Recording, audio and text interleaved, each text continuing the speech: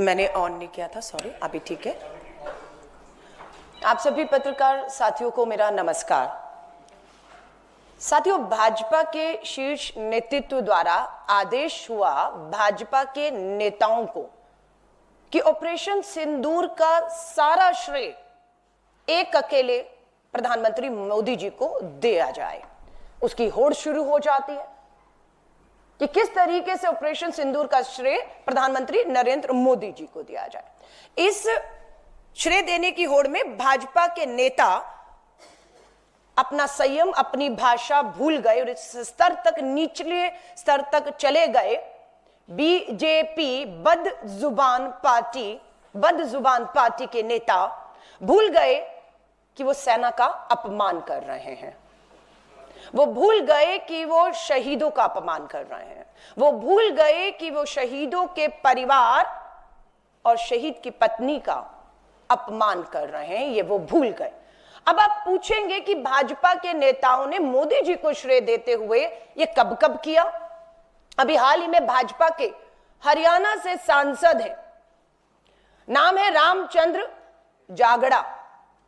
रामचंद्र जागड़ा क्या कहते हैं ये मैं आपको सुनाना चाहती हूं और यहां से साबित होता है कि किस तरीके से शहीद की पत्नी जो हैं उनको वो अपमानित करते हैं। उनका एक वीडियो मैं आपको सुनाना चाहती हूं जिस पे देश आज थू थू कर रहा है और उम्मीद करती हूं भाजपा का शीर्ष नेतृत्व जो मोदी जी को श्रेय देने के लिए अपने नेताओं को खुले छोड़ दिया है वो इस तरह की भाषा और अपमान कर रहे हैं।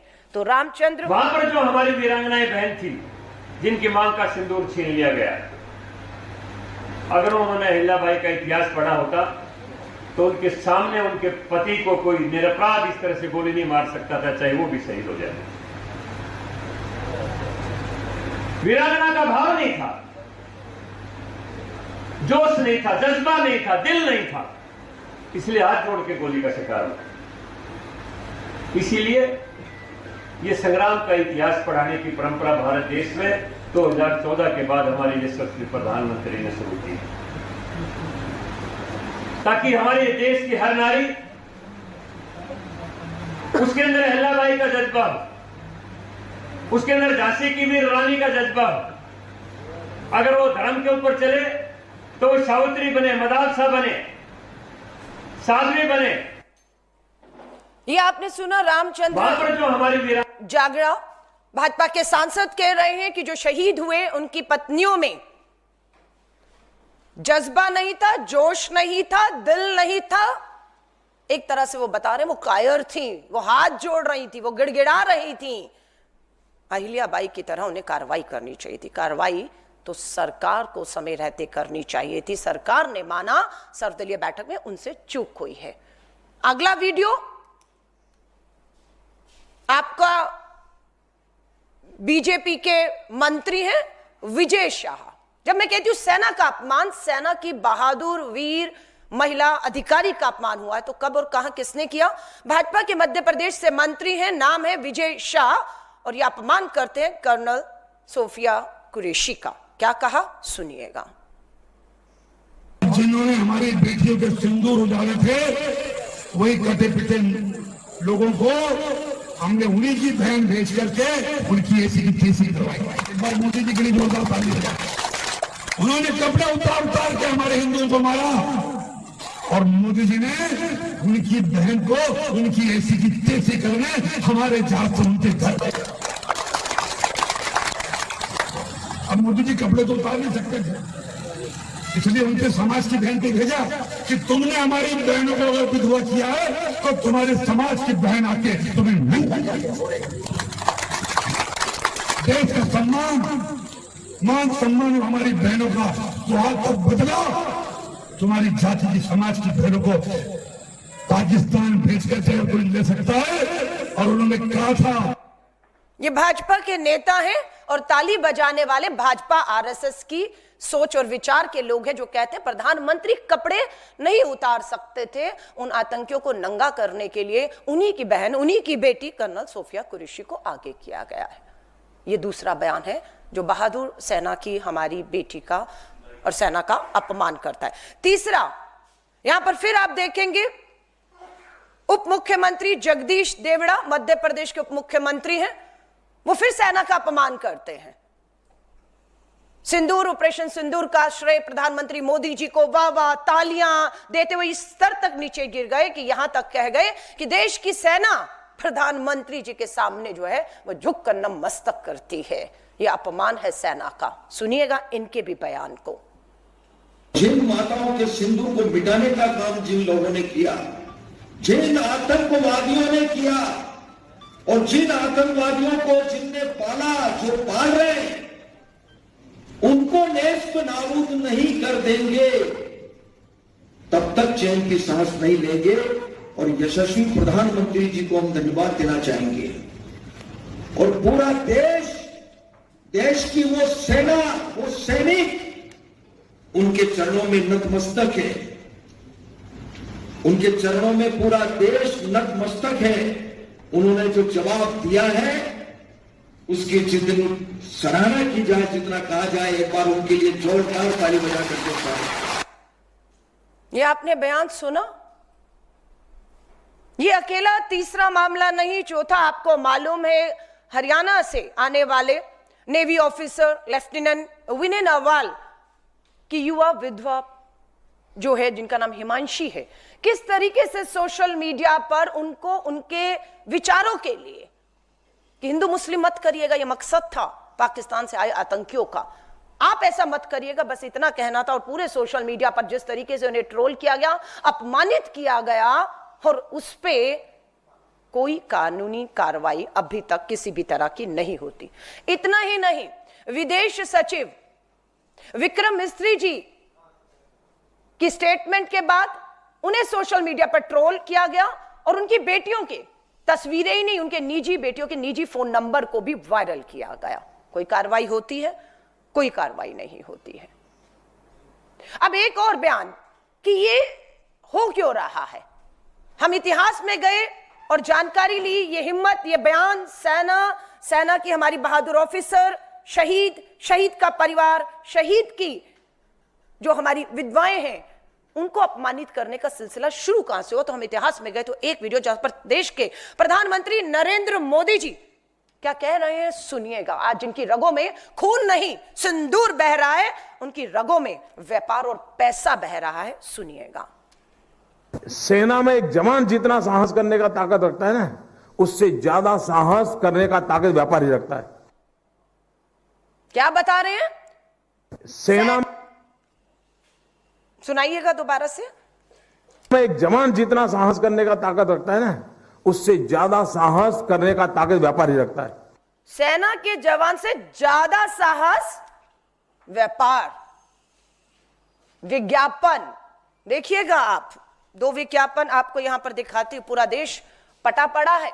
ऊपर ऑपरेशन सिंदूर है और नीचे सेना की वर्दी में ये कर्नल सोफिया कुरैशी नहीं है, ये विंग कमांडर वोमिका सिंह भी नहीं है, ये हमारे सेना के तीनों प्रमुख भी नहीं है।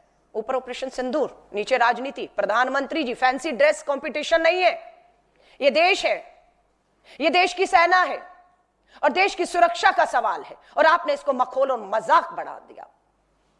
रेल की टिकटों पर विज्ञापन कानून और नियमों के खिलाफ है। ये सुप्रीम कोर्ट का आदेश है। रेल की टिकट पर ऑपरेशन सिंदूर और प्रधानमंत्री नरेंद्र मोदी जी का फोटो, श्रेय विज्ञापन प्रचारजीवी प्रधानमंत्री इस स्तर पर उतारा है। हमें बिल्कुल आपत्ति नहीं होती अगर रेल टिकट पर सरकारी विज्ञापनों पर हमारे सेना के 3 प्रमुखों का तस्वीर होता, हमें कोई आपत्ति नहीं थी, हम स्वागत करते। सरकारी विज्ञापन, सरकारी रेल की टिकट पर हमारी बहादुर बेटियां, जिनको बार बार आपके सांसद मंत्री, आपकी पार्टी अपमानित कर रही है, दोनों बहादुर बेटियों की तस्वीरें होती, हम उसका स्वागत करते। आप कहते राजनीति मत करिए, यह शर्मनाक है, इसे कतई बर्दाश्त नहीं किया जाएगा। भाजपा के मंत्री विजय शाह, शर्मनाक बयान। प्रधानमंत्री जी नंगा नहीं कर सकते थे, इसलिए उन्हीं की बहन बेटी को, कर्नल सोफिया कुरैशी को आगे करके उन्हें नंगा किया। उन्हीं की बहन बेटी को बयान दिए हुए आज कितना समय हो गया। पुलिस ने हिम्मत नहीं दिखाई, मध्य प्रदेश की पुलिस पूरी दबाव में हिम्मत नहीं दिखाई। धन्यवाद करते हैं, हाईकोर्ट ने स्वयं संज्ञान लेते हुए एफआईआर के आदेश दिए। सुप्रीम कोर्ट का धन्यवाद, एसआईटी का गठन कर दिया गया है। इसी महीने के अंत में एसआईटी अपनी रिपोर्ट सौंपेगी। कानून अपना काम कर रहा है और करेगा, हमें विश्वास है। सुप्रीम कोर्ट बिल्कुल इसमें दखल दे रहा, पर नैतिकता कहां है भाजपा और आरएसएस और इन शीर्ष पदों पर बैठे नेताओं की नैतिकता कहां है? क्यों अभी तक विजय शाह, रामचंद्र जागड़ा या आपका जगदीश देवड़ा अभी तक पार्टी के सदस्य इन बयानों के बाद, शर्मनाक निम्न स्तर के बयानों के बाद बदजुबान पार्टी के ये नेता कैसे बने हुए हैं? सो हमारी बिल्कुल मांग है, ये जो महिला आयोग हरियाणा का है, अशोका यूनिवर्सिटी के एक प्रोफेसर के सोशल मीडिया पर दिए गए बयान पर तुरंत संज्ञान लेता है, तुरंत एफआईआर होती है, तुरंत अरेस्ट होता है, तुरंत जेल जाते हैं। आतंकी ने धर्म पूछकर पहलगांव में गोली मारी सर पर, पाकिस्तान के आतंकियों ने।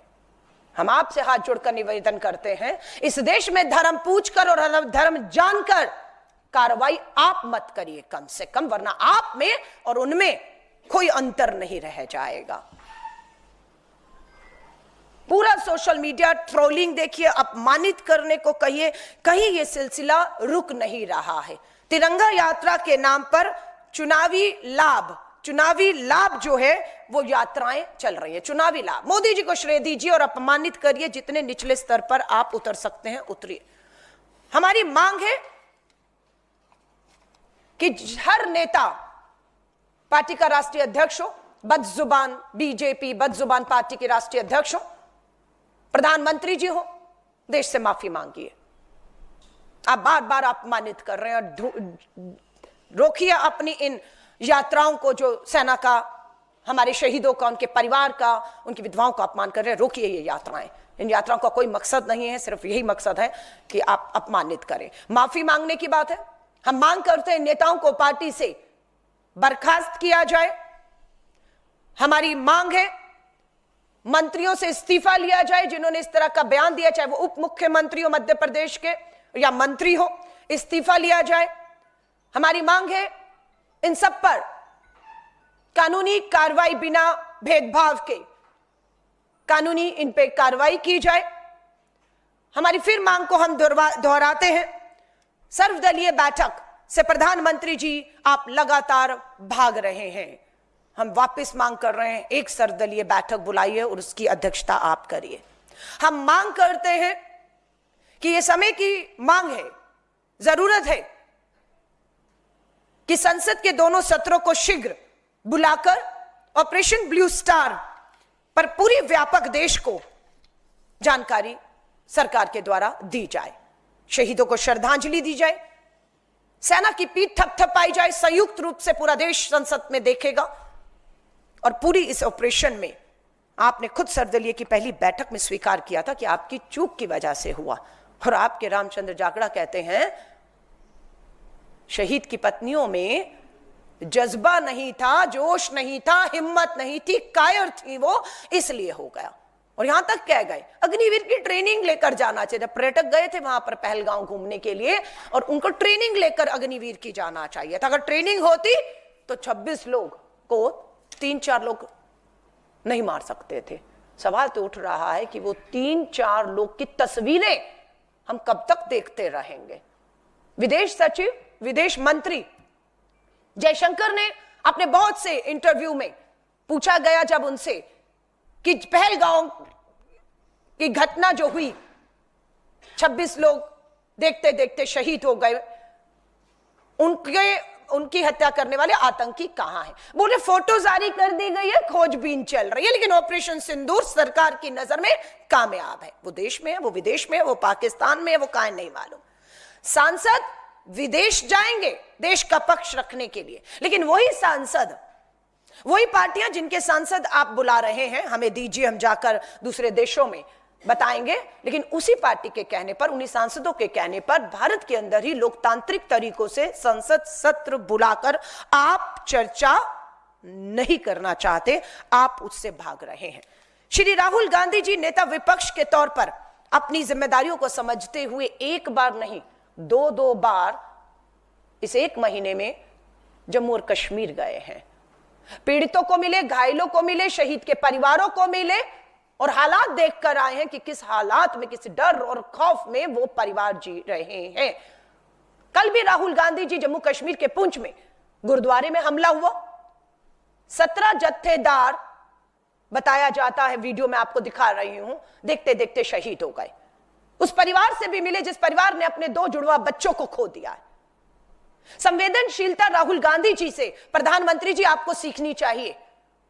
वो उन मां बाप से तो मिले जिन्होंने अपने 2 जुड़वा बच्चों को खोया है, लेकिन राहुल गांधी जी उस स्कूल में भी जाते हैं, उन बच्चे मासूम बच्चों को भी मिलने जाते हैं जिन्हें मालूम है कि उन्हीं के स्कूल में, उन्हीं की कक्षा में पढ़ने वाले 2 उनके दोस्तों को भी इस हमले में अपनी जान गंवानी पड़ी। वो भी डर, खौफ, सोच में होंगे, लेकिन राहुल गांधी जी ने कल उनसे मुलाकात की, उन बच्चों से मुलाकात की, उन परिवारों से मुलाकात की, उस गुरुद्वारे में गए हैं।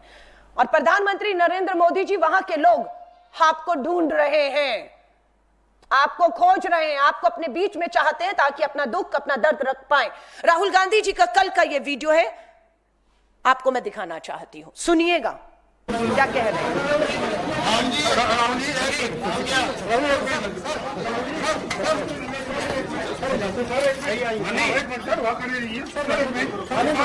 यहाँ पे बंदूक की चुनौती हुई है। यहाँ पे हमारे बंदे शहीद हुए, हमारे प्राइम मिनिस्टर नरेंद्र भाई मोदी जी 22 मिनट उन्होंने स्पीच की, पुंछ का नाम उन्होंने बिल्कुल लिया। हमें पूरा यकीन है राहुल जी के, जो हमारे शहीद हुए हैं उनके लिए आवाज बुलंद करेंगे, 50 लाख की आवाज बुलंद करेंगे। ये इसीलिए पुंछ की हम इंडियन आर्मी के साथ। आप देख रहे हैं कल का राहुल गांधी जी का वीडियो है, और वो बता रहे कि प्रधानमंत्री मोदी जी कभी बिहार, कभी केरला, देश के दूसरे राज्यों में जाकर भाषण तो कर रहे हैं, लेकिन उन्होंने पुंछ तक का नाम तक नहीं लिया। ये पुंछ का ही एक 17 जो शहीद हुए उन्हीं के परिवारों के लोग हैं कि कम से कम प्रधानमंत्री जी आइए मत, उसका जिक्र तो कर दीजिए। ये शर्मनाक है, ये बर्दाश्त नहीं किया जा सकता। इन सब की आवाज आपने राहुल जी को इसी वीडियो में सुना होगा कि बिल्कुल मैं आपकी आवाज, आपकी पीड़ा, आपका दर्द देश की सरकार और प्रधानमंत्री जी तक पहुंचाऊंगा। ये राहुल गांधी जी विश्वास दिला रहे हैं, इस उम्मीद से कि ये सरकार सर्वदलीय बैठक बुलाएगी और राहुल गांधी जी जो 1 नहीं 2 बार वहां के लोगों के बीच में गए हैं, उनकी बात को रख पाए, पर ये सरकार सर्वदलीय बैठक नहीं बुलाती है। राहुल गांधी जी इसलिए विश्वास दिला पाए क्योंकि वो नेता विपक्ष है, इस उम्मीद में है कि संसद सत्र बुलाया जाएगा और राहुल गांधी जी एक एक का दर्द कि बेघर हो गए। 1.5 लाख रुपया बताया जाता है, एक वीडियो में दिया जा रहा है, 1.5 लाख में पूरा घर बर्बाद है, नहीं बन सकता वो बता रहे हैं। काम धंधे उजड़ गए हैं, घायल अस्पताल में पड़े हैं, मुआवजे के नाम पर किसी तरह की। फिर राहुल गांधी जी बात उठाना चाहते हैं, पर कहां उठाएं, कोई सुनने वाला है? आज भी रविवार का दिन है, मैं आपसे बात कर रही हूं, लेकिन प्रधानमंत्री जी दूसरों के मन की पीड़ा को सुनने की बजाय अपने ही मन का राग अलाप रहे हैं, करोड़ों रुपया उस पर फूंक रहे हैं। मुझे नहीं मालूम आज उनके मन की बात में क्या जम्मू कश्मीर के पहलगांव के इस आतंकी हमले के ऊपर उनके मन की बात में उसका कोई जिक्र आएगा या नहीं आएगा, ये तो हम बाद में देखेंगे। तो आप सभी का से मैं कहूंगी, आपके कोई भी सवाल इससे संबंधित हो तो उसका स्वागत है। मैम, आज एनडीए के तमाम मुख्यमंत्रियों की बैठक हो रही है। कांग्रेस ने इस दौरान एक मांग की थी कि ऑपरेशन सिंदूर के दौरान जिस तरीके से कांग्रेस ने समर्थन दिया और ऑल पार्टी मीटिंग की लगातार मांग कर रही है, तो इस बैठक में क्यों कांग्रेस के जो शासित राज्य उनके मुख्यमंत्री को नहीं बुलाया गया? तो इसको लेकर आपका क्या? यहीं से आप देख लेते हैं कि ये हमें कहा गया कि राजनीति से ऊपर उठकर हमें पाकिस्तान और उसके आतंकियों को मुंह तोड़ जवाब देना है। और आप इस बात के गवाह हैं, पूरा देश गवाह है कि श्री राहुल गांधी जी और कांग्रेस के अध्यक्ष मल्लिकार्जुन खड़गे साहब ने फैसला किया कि हम सरकार और सेना को बिना किसी शर्त, बिना किसी सवाल के खड़े हैं। आप जो करेंगे, जब ठीक जो समझेंगे, हम खड़े हैं। आपने देखा दोनों सर्वदलीय बैठक में राहुल गांधी जी ने बताया कि राजनाथ सिंह जी ने मीटिंग शुरू होने से पहले राहुल गांधी जी को यह कहा, कोई सवाल मत पूछिएगा, देश हित की बात है। राहुल गांधी जी ने सवाल नहीं पूछा और बिना सवाल के आपको समर्थन दे दिया। आज दुख की बात है कि जब देश के प्रधानमंत्री जी, आप मुख्यमंत्री देश के बुलाते हैं तो आप भेदभाव करते हैं। आप सिर्फ बीजेपी शासित राज्यों के मुख्यमंत्रियों को तो बुलाते हैं बात करने के लिए, लेकिन आप कांग्रेस शासित राज्य और दूसरे दल जो आपसे शायद आपके विचारों से, आपकी नीतियों से, आपके जो एक्शन हुआ है अमेरिका के सामने किस तरह से झुककर जो बात बार बार आ रही है, सीज फायर का आपने जो है ऐलान किया और आप आज तक वो 6 आतंकी नहीं ढूंढ पा रहे, आपने ट्रेड को सामने रखा, अपनी देश की सुरक्षा को ताक पर रखा, आप कार्रवाई नहीं कर रहे हैं, ये सब बताता है जब विदेशों में सांसदों को भेजने की बात हो तो आपको अपनी ही पार्टी के उतने सांसद भरपूर नहीं मिलते जो आपका पक्ष रख पाए, और उसके लिए आप हमारे से उम्मीद करते हैं। लेकिन देश की बात थी, इसलिए हमारे सांसद आज पूरी तरीके से विदेशों की धरती पर पाकिस्तान और उसके आतंक को बेनकाब करने का काम कर रहे हैं। प्रधानमंत्री जी को राजनीति से ऊपर उठना चाहिए था। दुख और चिंता की बात है कि देश के प्रधानमंत्री ही सबसे ज्यादा इस देश में अगर दलगत राजनीति में कोई बिल्कुल मैं कहती हूं दबा पड़ा है तो उनका वो देश के प्रधानमंत्री हैं, और ये दुख और चिंता की बात है। मैम, शशि थरूर जी ने कल क्रिटिसाइज किया है केरला गवर्नमेंट को 2023 में जब टर्की को लेकर उन्होंने स्टेट ने से एड दिया था अर्थक्वेक को लेकर। तो आज उदित राज जी ने उनको कहा है कि he is harbouring love for prime minister Narendra Modi. तो कैसे देखते हैं इस चीज को आप? कांग्रेस का ओन लीडर क्रिटिसाइज कर रहा है अपने ही लीडर को। मैं आपको फिर कह रही हूं, भाजपा की विचारधारा क्या थी, नीति क्या थी, कब कब राहुल जी राष्ट्रीय अध्यक्ष मल्लिकार्जुन खड़गे साहब को बीच युद्ध में कांग्रेस सरकारी चैनल दूरदर्शन उन्हें गद्दार बताता, उनकी तस्वीर करता है। हम फिर भी खड़े हुए हैं। हमने देखा किसी एक देश पे आपदा आई है, मानवता कहती है, इंसानियत कहती है, अगर आप उनकी मदद उस समय पर कर सकते तो आपको करनी है, और हम सब करते आए हैं। हम सब चीजों से ऊपर उठ के करते आए हैं। राजनीति को मैं साइड पर रखूंगी, पर मैं फिर कहूंगी देश जवाब मांग रहा है, बहुत से सवाल हैं, बहुत से जवाब देने की जरूरत। देश की सरकार, प्रधानमंत्री नरेंद्र मोदी जी को संसद का सत्र बुलाया जाए और ये चीज इस पूरे पहलगांव हमले, पाकिस्तान आतंकी हमले से ध्यान भटकाने वाली है, इसलिए इस पे मैं इससे ज्यादा कुछ नहीं कहूंगी।